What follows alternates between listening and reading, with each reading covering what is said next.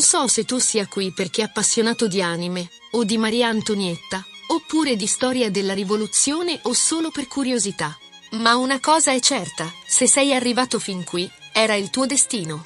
Abbiamo messo insieme il nostro amore per Antonietta e l'intelligenza artificiale, per creare un percorso che ripercorra l'intera vita della sfortunata regina, combinando la sua storia con immagini generate artificialmente, come fossero scatti fotografici del passato. Iniziamo subito. Il matrimonio tra l'arciduchessa Maria Antonietta d'Austria e il futuro re Luigi XVI di Francia fu concordato attraverso una serie di negoziati diplomatici durati per mesi, tra il conte Mercy ed il conte di Vergenne.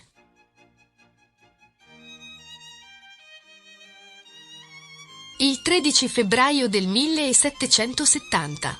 Un bellissimo giorno per l'imperatrice madre di Antonietta. Re Luigi XV faceva infatti recapitare una lettera ufficiale, in cui acconsentiva al matrimonio.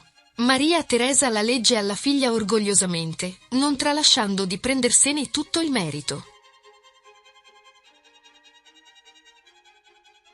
Re Luigi XV aveva ufficialmente acconsentito all'unione in matrimonio. Maria Teresa guardò attentamente, si dice per la prima volta forse fino allora, Antoine. Come riuscire a migliorarne l'aspetto senza far sfigurare la nazione davanti agli occhi della corte francese?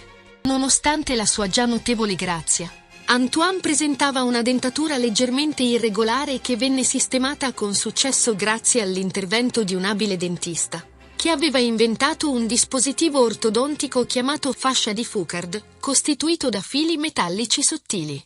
Dopo aver applicato l'apparecchio con risultati notevoli su Antoine, il dentista, Pierre Laveran, fu riconosciuto e nominato dentista di corte. Non è difficile immaginare il terrore della piccola Antoine alle prese con quegli strumenti di tortura. L'unico sollievo era un massaggio al brandy sulle gengive fatto dal medico per intorpidirle un po' la bocca. Maria Antonietta era stata cresciuta a suon d'italiano. Probabilmente l'imperatrice in cuor suo temeva che con la Francia le cose sarebbero presto precipitate e cercava disperatamente di stringere alleanze con l'Italia e con la Spagna. Le sue figlie, sorelle di Antoine e promesse spose del sovrano del Regno delle Due Sicilie, continuavano a morire di vaiolo, Giovanna a soli 12 anni e Josefa a 16. Ma alla fine i piani dell'imperatrice andarono tutti a segno.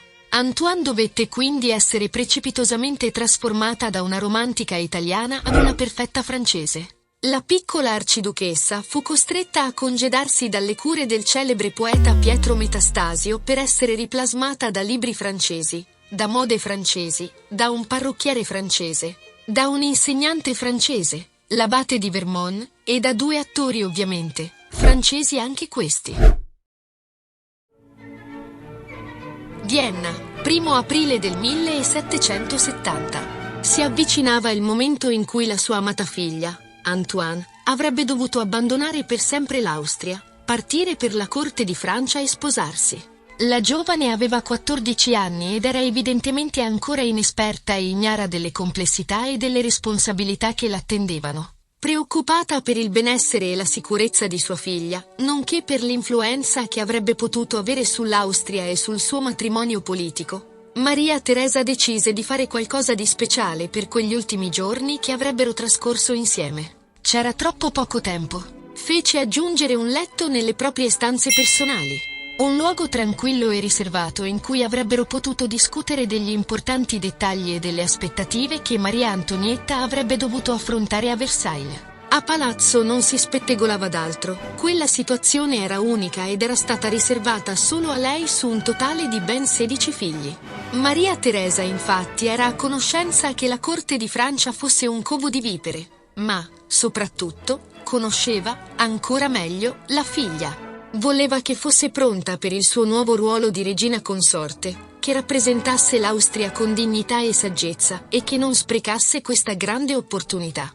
Quindi, ogni sera, chiuse le porte, prima di coricarsi, ed ogni mattino al risveglio. Madre e figlia sedevano sul letto e Maria Teresa iniziava ad elencare un'infinità di precise istruzioni alla piccola Antoine. su tutto ciò che era necessario sapere. Le istruzioni erano dettagliate e complesse e dovevano tutte essere studiate, imparate a memoria e rispettate. Tutte. Maria Teresa spiegò come comportarsi alla nuova corte, come rispettare e onorare il re, Luigi XV, come pregare ogni sera per il bene del suo nuovo regno e della sua famiglia. Inoltre, la madre svelò a sua figlia, e senza girarci troppo attorno, l'importanza dei doveri coniugali, i dettagli intimi del matrimonio che Antonietta non aveva ancora appreso. Maria Teresa si assicurò, sopra ogni cosa, che sua figlia comprendesse l'importanza di riferire qualsiasi informazione utile all'Austria, affinché il suo regno potesse essere protetto e rafforzato attraverso questa connessione privilegiata.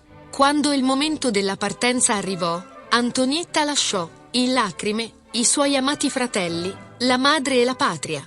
Maria Teresa si limitò ad un veloce abbraccio giusto per sussurrarle ancora di ricordare.